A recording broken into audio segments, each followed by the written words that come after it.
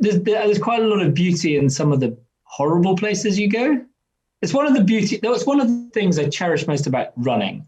Is if you're cycling or in a car and you get to a bad area, you go around it because that's what you do.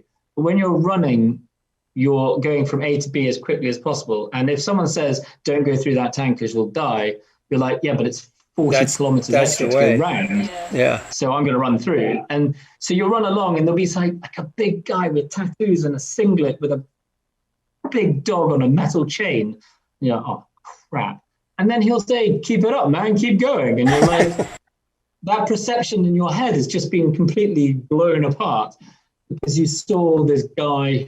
So it's a kind of the human interactions that are the beautiful, quite often the beautiful things. Right. In Peru, I got invited to some guy's house, Cesar.